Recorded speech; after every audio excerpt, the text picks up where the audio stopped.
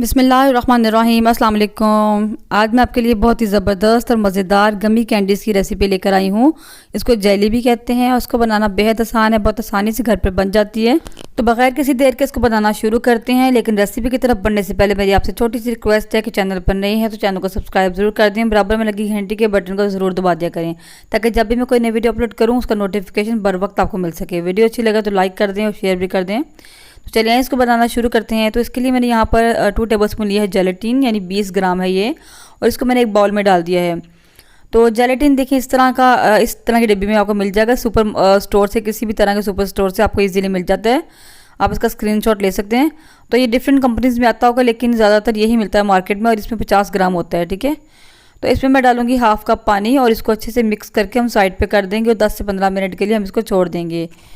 तो अब step number 2 की तरफ बढ़ते हैं। तो उसके लिए मैंने यहाँ पर एक पैन ले लिया है। इसमें मैं डालूंगी 1 कप चीनी और इसमें मैं डालूंगी आधा कप पानी। फ्लेम मैंने अभी ऑन नहीं किया और अब मैं फ्लेम को ऑन करूँगी और इसको लो फ्लेम पर हम पकाएंगे और इसको हम चीनी को मेल्ट होने देते हैं। और जैसी चीनी मेल्ट होती है उसके बाद मैं आपको बताती हूँ हमने इसको कितना पकाना है।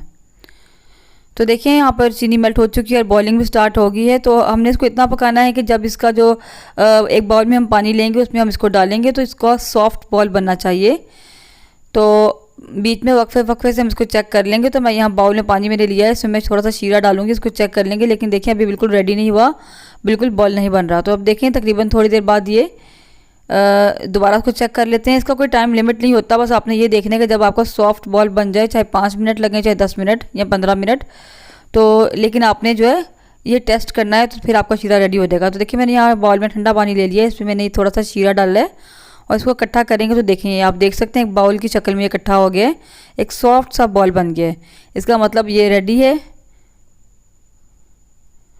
और अब मैं इसमें जो जेलेटिन हमने पानी में मिक्स करके रखा था उसमें शामिल कर देंगे और इसको फिर दोबारा से पका लेंगे। इतनी देर पकाएंगे कि जेलेटिन जो है बिल्कुल ट्रांसपेरेंट हो जाए।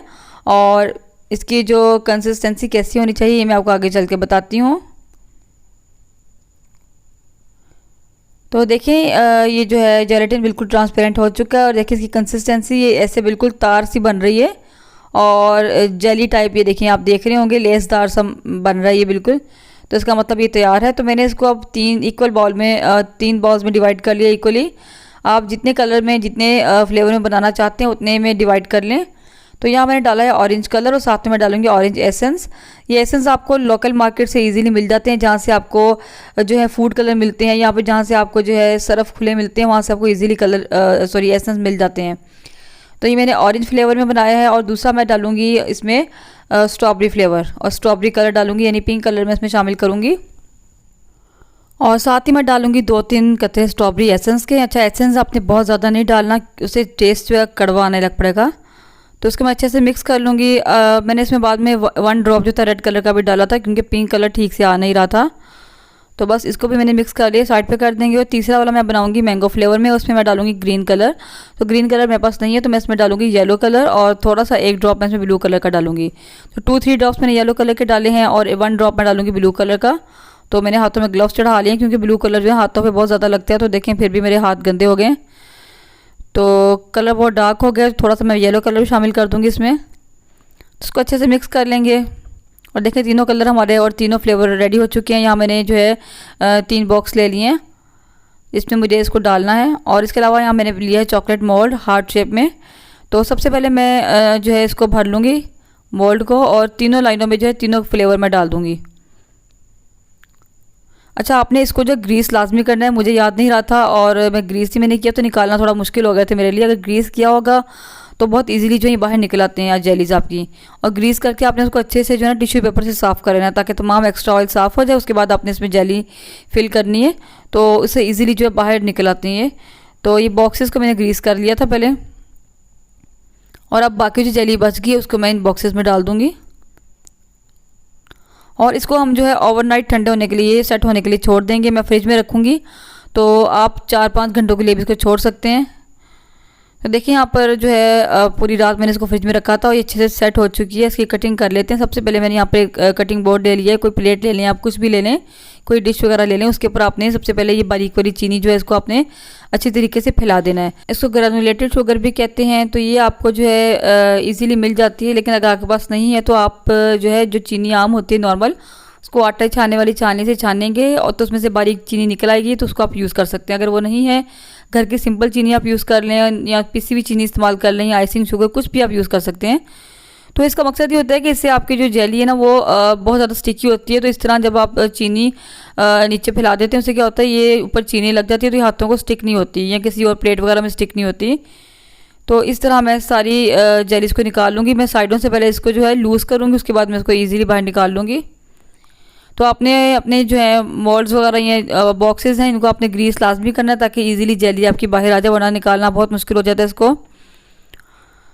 तो देखिए मैंने तीनों जेलीज जो है निकाल ली हैं। अब इनकी कटिंग कर लेते हैं। कटिंग करने के लिए मैंने एक गर्म पानी किया, उसमें मैं नाइफ़ को डिप करूँगी और उससे कटिंग करूँगी। उससे बहुत ईजिली कटिंग हो जाती है। कटिंग वैसे भी हो जाती है, लेकिन फिर क्या होता है कि बहुत ज़्यादा जो है चिपकती है और फिर कटिंग थोड़ी सी मुश्किल हो जाती है, स्टिकी बहुत ज़्यादा होती है। तो मैं नाइफ़ को गर्म पानी में डिप करूँगी, उसे कटिंग करूँगी, ज़रा इजीली कटिंग हो जाएगी। तो जिस साइज़ में आप जैसी जेली कटिंग करना चाहते हैं वैसे आप कट कर सकते हैं। तो देखिए माशाल्लाह कितनी ज़बरदस्त बनी है।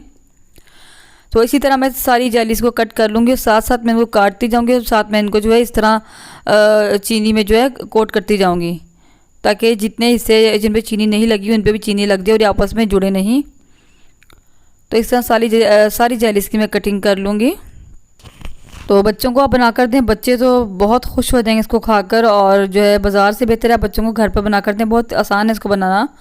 तो देखिए मैंने कटिंग सारी जेलीज़ की कर ली है। अब ये जो है मोल्ड वाली थी, इनको मैं निकाल लूँगी। तो देखिए इसको निकालना काफ़ी मुश्किल हो रहा था मेरे लिए, तो इसलिए आपने इसको ग्रीस लाजमी करना है। तो यहाँ पर सारी जेलीज़ जो है मैंने निकाल ली हैं और हमारी गमीज़ बनकर रेडी हो चुकी हैं। तो देखिए माशाल्लाह कितनी ज़बरदस्त बनी थी। तो बहुत ही ज़बरदस्त बनी थी। मैं आपको एक चेक भी करवाती हूँ, कितनी सॉफ्ट थी, बिल्कुल जेली बाज़ार जैसी जो जेलीज़ होती है बिल्कुल वैसी ही बनी थी।